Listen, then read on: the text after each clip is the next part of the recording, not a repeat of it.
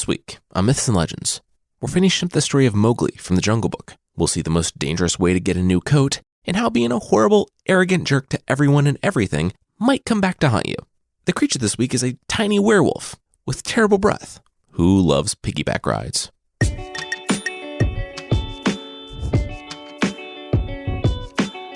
This is Myths and Legends, episode 130C, An Old War. This is a podcast where I tell stories from mythology and folklore. Some are incredibly popular stories you think you know, but with surprising origins. Others are stories that might be new to you, but are definitely worth a listen. This week on Myths and Legends, it's our third installment of our take on Mowgli and his adventures in the jungle. Last week, Mowgli stood up to Shere Khan, the tiger that had been hunting him since he was a baby, and he brought the red flower, or fire, into the jungle, thus getting himself shunned by his wolf pack, and forcing him to go to the human villages for protection against the burned and shamed, though very much still alive, Shere Khan. I should also mention that I made a mistake last week. I thought the wolves elected a new leader, but they did not. So they've been leaderless ever since Mowgli destroyed their most important traditions by demanding they keep their old leader, Akela, alive in retirement.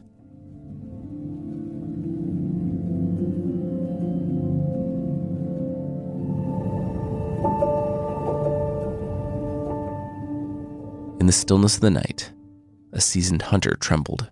Not much could make him shake, but a thumping from deep within the shadows made his heart race. It was him, the man-eater. In one motion, he checked the powder in his rifle and lifted it up into position. From the darkness, he watched. Another villager suggested that it was old Purin Das, the old moneylender, brought back as a beast of the jungle, terrorizing them all. He could never find rest, so no one else could have it either, they said. The hunter grimaced. 100 rupees. 100 rupees if he brought back the pelt. Oh, he'd get it. Over the past 2 months, evidence suggested that the creature had been working his way inland, away from the jungle. Only a few scant remains of anyone had been found. Well, the hunter was going to put that to an end. Tonight. Or so he thought. As soon as he saw the eyes glowing in the wilderness, all courage left him. He lowered his rifle and ran. From the village not far off, people heard a solitary shot ring out through the night, and then a scream torn short. Back at the site of the kill, the tiger sniffed the wind. His fur had mostly grown back after the fire incident, but he knew his real prey wasn't far away. Mowgli, the man cub. He was here. Shere Khan limped off between the trees. It was time.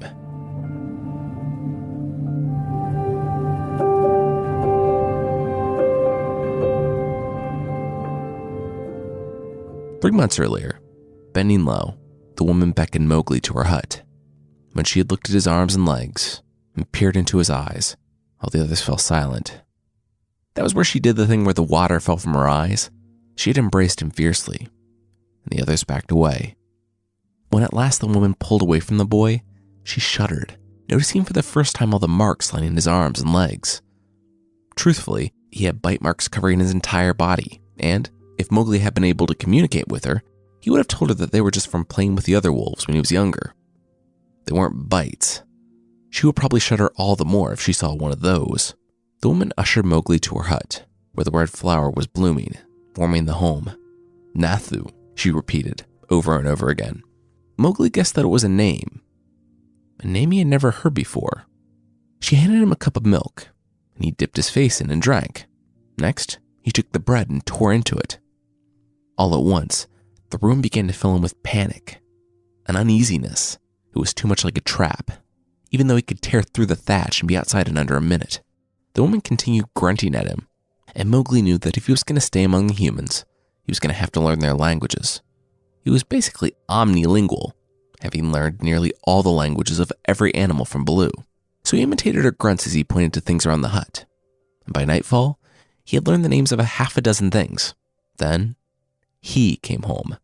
The older man, the one who lived with the woman, her mate, Mowgli guessed. He rushed in and dropped the wood on the floor.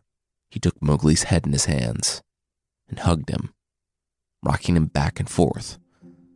Over and over, he whispered a single word, a word that Mowgli did not yet understand.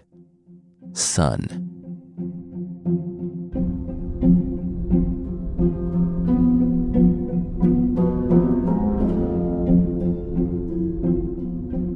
Mowgli ran. He had burst through the thatch by the window at sundown and took off toward the open field.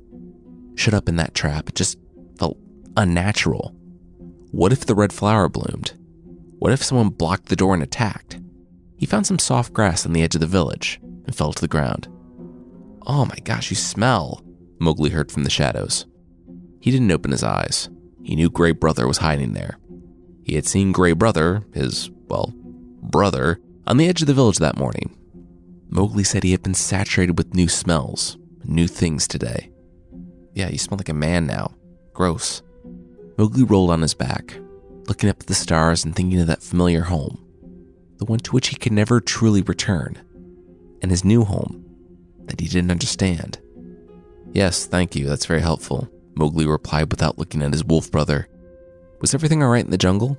Gray Brother bobbed his head back and forth. "In a sense, yes. In another, more accurate sense, no. No, it was not." Shere Khan had left their hunting grounds until his coat grew back, because, according to the porcupine, the fire spread and singed his whole body. But he was threatening to come after Mowgli when he was better. "Good," Mowgli said impassively. He truly meant it, but for the first time in his life, he was afraid of Shere Khan. Not only was the tiger desperate, but Mowgli was out of his element. The people wanted him to sleep in a box. Shere Khan would watch him go in, and then, if Shere Khan wanted to commit suicide and enter the village to get Mowgli, then Mowgli would never come out of that hut. It was good, though. Shere Khan was focused on Mowgli. Not the wolves, not Baloo or Bagheera. If Mowgli bore the full consequences of Shere Khan's rage, that would make all of this worth it. Mowgli knew what he needed to do now. If Shere Khan was on his way, then it was time for the boy to become a man. The tiger was an apex predator. There was no way Mowgli could fight him one-on-one, but as a man, learning their ways and figuring out their weapons, maybe he could stand a chance. Shere Khan was coming. It was just a question of whether Mowgli would be ready to meet him. "Are you going to forget that you're a wolf? Humans won't make you forget?" Gray Brother asked. Mowgli shook his head. Never. He'd never forget. But he had been cast out of his pack. Gray Brother looked at the village. Mowgli should be careful not to be cast out of another one, not until it was finished. Gray Brother told Mowgli to watch for him in the bamboo at the edge of the grazing ground if he wanted news from the jungle. For now, he must go. He'd already lost a whole day's rest. If he wasn't careful, he'd lose a whole night's hunt. It was time for him to head back to Council Rock. Mowgli watched his brother lope off into the bamboo, and he sighed. Gray Brother was smarter than Mowgli thought. The boy looked bittersweetly toward the hunt, and sighed again. He couldn't live in two worlds. Not while Shere Khan was still alive. If he was going to be a human, he needed to be a human. And that started with living in their little death traps. Reluctantly, he rose, and he started the walk back to the village.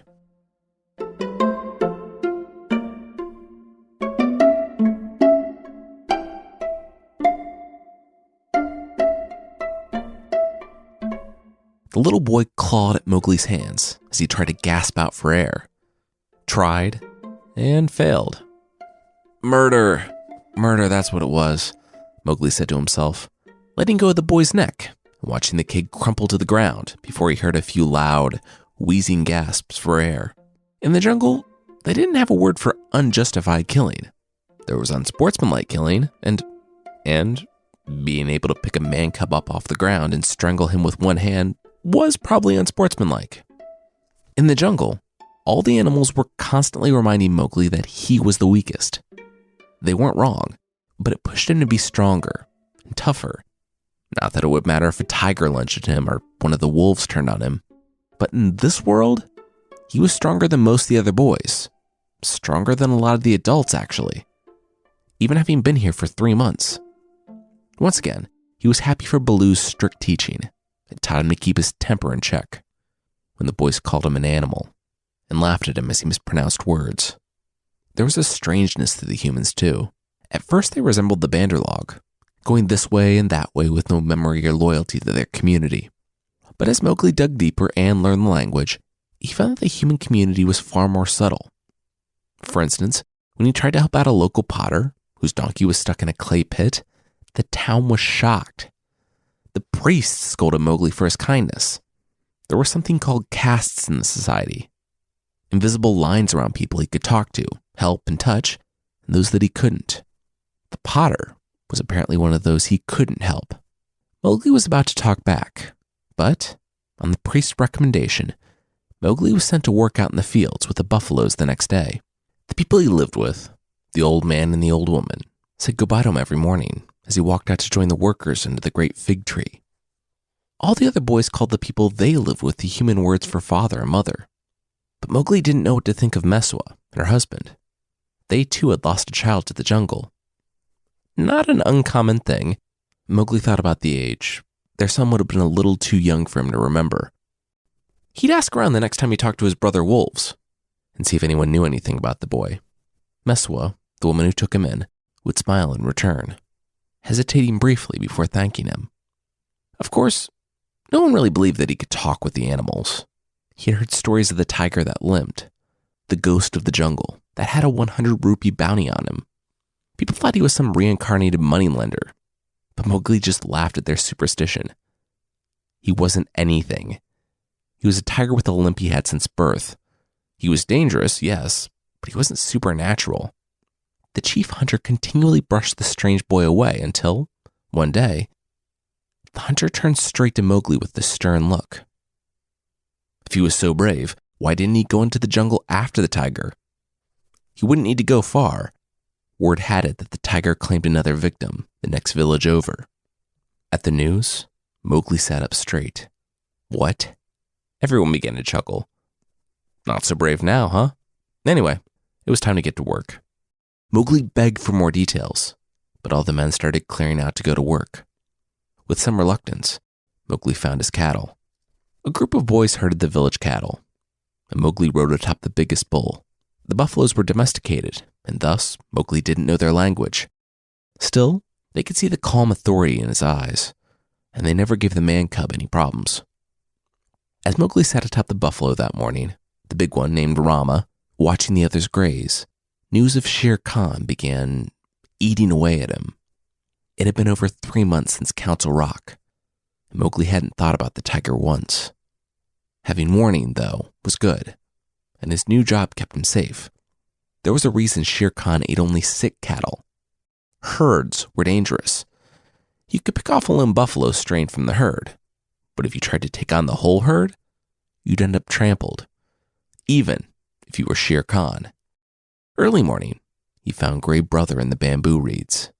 If Gray Brother didn't approach, it meant all was well in the jungle. No news of Shere Khan. On the morning after the hunter had been killed, Mowgli approached Gray Brother.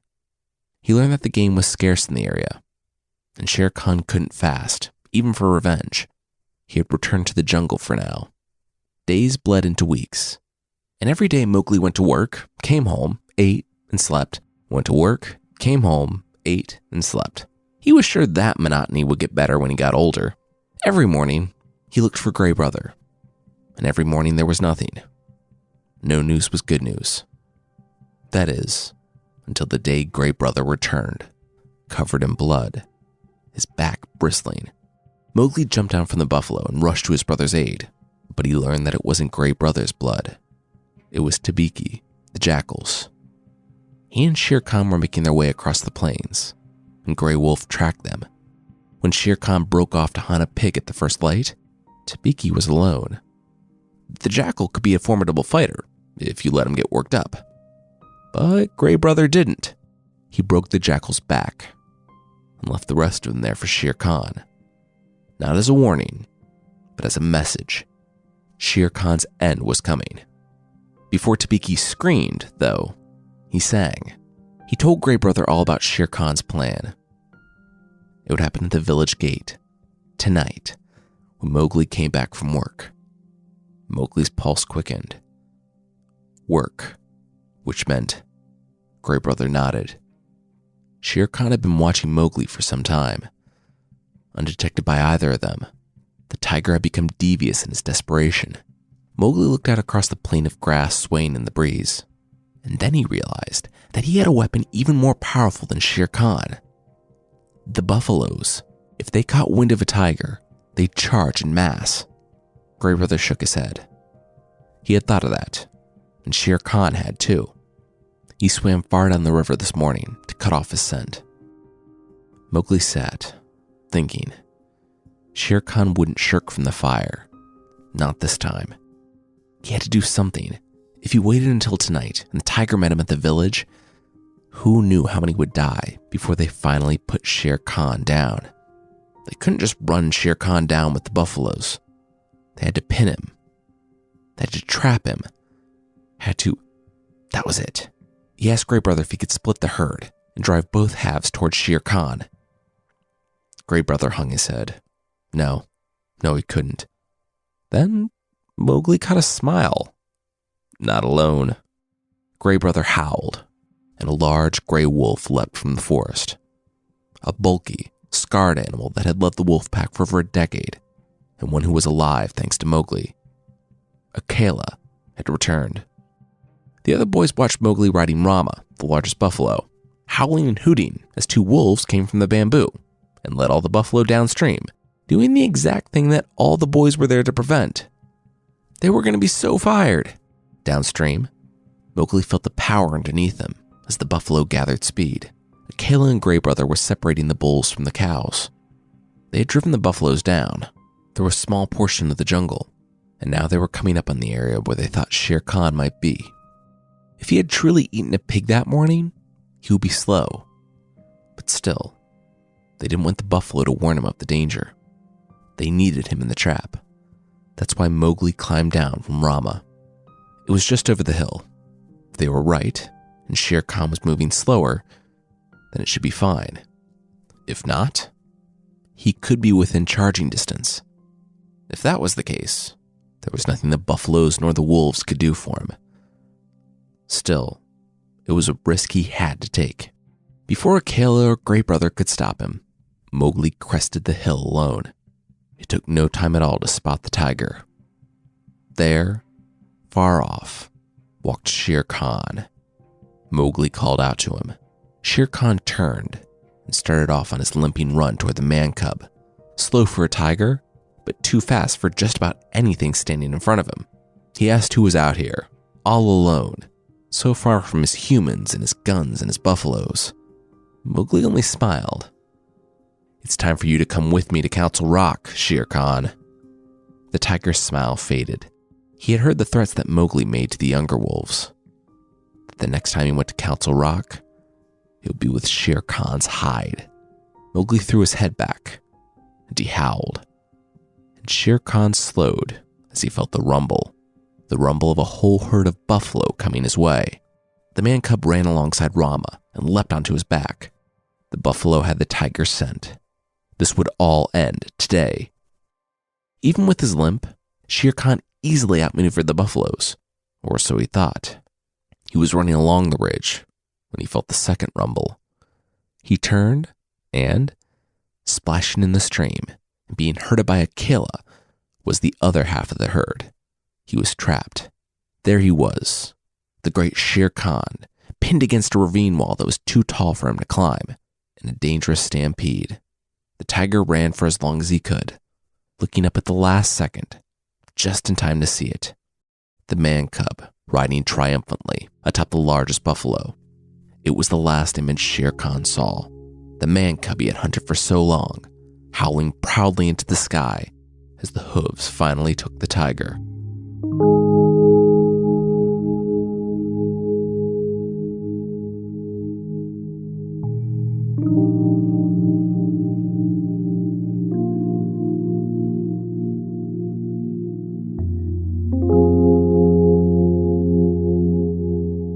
Mowgli didn't know when it happened.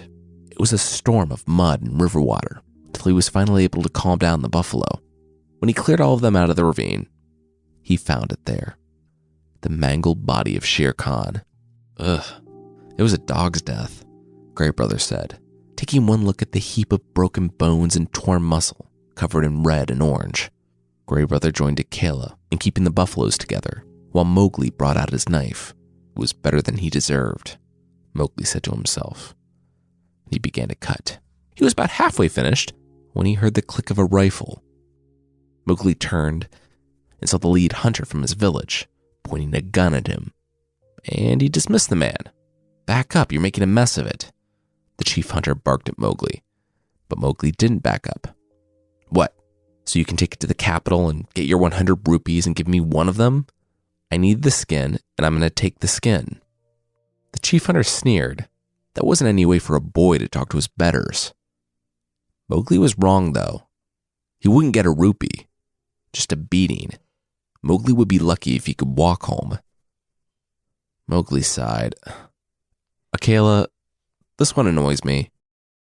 In a split second, the chief hunter lay in the mud, his rifle having clattered on the ground beyond reach, and the former leader of the wolf pack stood atop him, snapping at his throat. The man cub didn't look up as he continued to tear the skin away from the tiger's paw. "I'm taking the skin. There was a war between this lame tiger and me. A very old war, and I won." Minutes later, after Mowgli had given Akela the word, the chief hunter was sprinting back to the village, looking back every so often at the boy who killed the tiger and who could command wolves. The chief hunter ran as fast as he could away from the obvious magician. The wolves kept watch. As Mowgli finished tearing the last of Shere Khan's skin away from his body, he draped it over the back of Rama and asked the wolves for help getting the herd back to the village. As they traveled, Akela turned to Mowgli. What was he going to do now that he could live in either world? Shere Khan was dead, and the humans had taken him back as one of their own. Mowgli shook his head. He couldn't live in the jungle, not without a pack, and the wolves had abandoned him after he brought the red flower to Council Rock. No, for better or worse, his place was among the humans. On the plain, they saw the village and the crowd. Mowgli smiled as he rode closer. They must have heard how he killed the man-eater, and they were out to celebrate. Mowgli kept smiling until the first rock hit him. There were words that he didn't understand. Demon, sorcerer, wizard. He understood all he needed to, though, when he saw the chief hunter, still trembling, pointing at him and screaming about the wolves. Mowgli glared at the chief hunter as the man raised his gun and fired. For the chief hunter, he was kind of a terrible shot because one of the village's buffaloes went down right next to Mowgli. The people of the village only saw Mowgli's ability to bend bullets and screamed for the hunter to shoot again. Then, someone came out from the village. It was Meswa, the woman who lost the boy all those years ago, and the one who had taken Mowgli in. Immediately, the rocks stopped. Mowgli dismounted from the buffalo and ran to her, and she embraced the boy, whispering into his ear. She loved Mowgli. She would always love him, but he needed to leave. He wasn't what they said he was, but the people of this village would never forget. The next time something strange happened, the next time her boy, her special son, did something magnificent, like avenge the death of the baby she had lost in the jungle to a limping tiger, they would kill Mowgli. It was then Mowgli realized the tiger that took their son, it limped too. It was him. He was Meswa's son. He wanted to hug his mother, but she shook her head and backed away. She screamed for all to hear that he was a demon and a sorcerer. He should leave and never come back. Mowgli was speechless, but then he saw the reason for the urgency. The chief hunter had almost finished loading his gun. A tear trickled down Meswa's eye as her utterly crushed son stood before her. She screamed again at him to go. He ran to the wolves, and, under the cover of darkness, and through the herd of buffalo, they escaped into the bamboo on the edge of the field. Mowgli allowed himself one last look back at Meswa, there on her knees, weeping, while the children of the village led the buffalo inside the gate. The chief hunter watched on, eyes sweeping at the darkness of the forest, and rifle at the ready.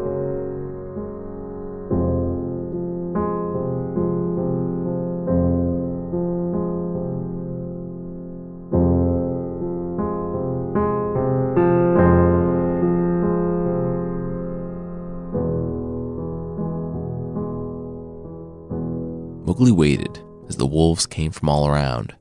The big pack had been shattered, their social structure dismantled, and all the wolves now lived as they pleased in smaller packs. Families, really. But now they had all come back home. Word was that the man cub had fulfilled his oath. He had done what Mother Wolf had promised he'd do on the day she found him. He had killed Shere Khan. And sure enough, there it was. The hide of the great tiger, Shere Khan, stretched and pinned to the ground with bamboo reeds. There was silence as all found their way to Council Rock. Mowgli stood next to the great boulder, the one where their leader stood. And when everyone had arrived, he said, simply, "Wolves, have I kept my word?" One by one, the wolves howled. Then, something surprising happened. They turned to Akela. "Take them back," they begged the old wolf. The very wolf they'd abandoned when Shere Khan still lived. Things had not been great since losing their leader. They were tired of lawlessness. They wanted to be a pack again. Akela shook his head, and Bagheera answered. This wasn't a pack council, so he could speak here. He said it wasn't for nothing that the wolves called themselves the Free People. When they were fed and content, as they were under Akela, the madness would come upon them again. They fought for their freedom, and it was now theirs. They had to swallow their choice, no matter how rotten the meat. Mowgli stepped away from the rock. It was his turn to speak again. The man pack and wolf pack had cast him out. He would now hunt alone in the jungle. Just then, a face emerged from the crowd, and Mother Wolf joined his side. Not alone, never alone. Like clockwork, Father Wolf, the four cubs, Bagheera, Baloo, and Akela all joined him too. Together, the unlikely pack walked off into the jungle. Through all of his struggles with the wolves, the Bandarlog, and the humans, Mowgli finally had it. He finally had a place that was his. A place to belong.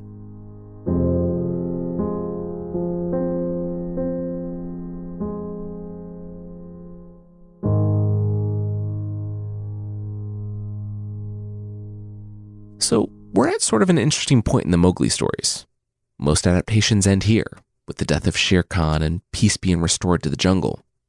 I mean, as much peace as can be had where everything is killing everything else always. Regardless, there are more stories about Mowgli. If you loved these ones, let me know. And we can do another 2 or 3 parter at a later date about what happens to Mowgli, the fallout among the humans over the death of Shere Khan, and the ultimate fate over our jungle friends. I'll post the versions on the website, so if you really want to know and can't possibly wait, you can read them. Before we go, I do want to acknowledge the fact that the original story of the Jungle Book has received its fair share of criticism about its pro-colonialist, pro-imperialist messages. I mean, the original story was set in India, written by a white British man, in a cabin in Vermont. And if you look even somewhat closely, it is obvious. I mean, in a different work, Kipling went so far as to coin the phrase, "the white man's burden," in one of his poems, which I'm not going to get into here. Basically, the original story is a complicated look at the jungle, and a gateway to a much deeper discussion on a lot of topics, even beyond culture, community, belonging, and abandonment. Next week on the podcast, we're getting back into Greek mythology for a much requested episode. We're getting into the origin stories of the Olympians, the 12 gods and goddesses that rule from Mount Olympus. It's an episode I've resisted doing for years because I didn't think there was a lot of story there, but there's a surprising amount of story there. So please check it out. I'm pretty excited about it. Also, I want to mention that we have an online store where you can get awesome t-shirts, stickers, and more, all while helping to support the show. For the shop, head on over to shop.bardic.fm. There's also a link in the show notes. And as always, there's also a membership thing on the site. For less than the price of a pair of instant undies, a tablet you put in water that becomes underwear, you can get extra episodes, source pack ebooks, and ad-free versions of the show that don't immediately undermine the reason for their existence. Check out support.mythpodcast.com for more info on the membership.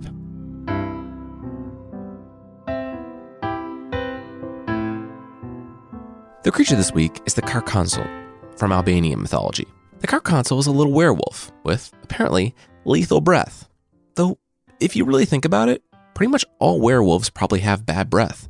And I think we're really splitting hairs here when it comes to whether or not the breath itself is lethal. if you're close enough to a werewolf to be smelling its breath, you're probably gonna die. Whether or not it's the breath or the teeth and claws that accompany it, it's really beside the point. They are human during the day, but they aren't trying particularly hard. They just look like a walking corpse with a green skin tone, though they are wearing iron clothes. Apparently a chainmail shirt in Albania is known as the carconsul shirt. In addition to being a part-time werewolf with some pretty deadly halitosis, the little guy can apparently cast miracles with his iron shirt and bedazzle travelers.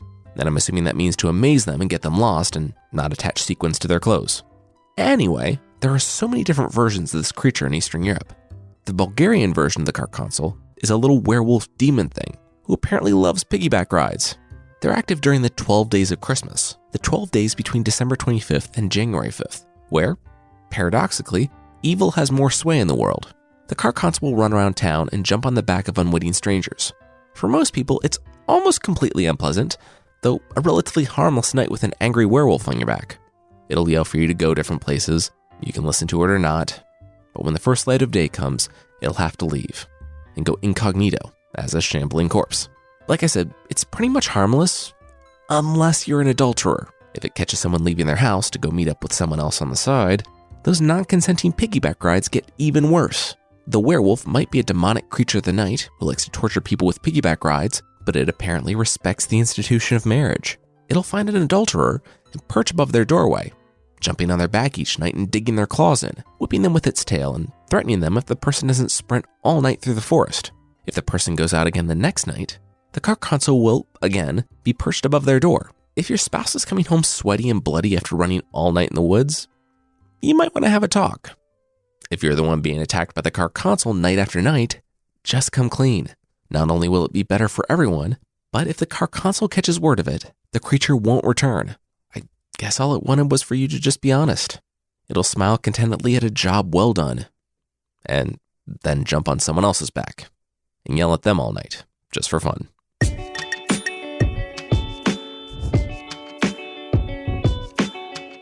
That's it for this week. The theme song is by the band Broke for Free, and the Creature of the Week music is by Steve Combs. There are links to even more music in the show notes, and today's episode was written by me, Jason Weiser. Our story editor was Carissa Weiser. Thank you so much for listening, and I'll see you next time.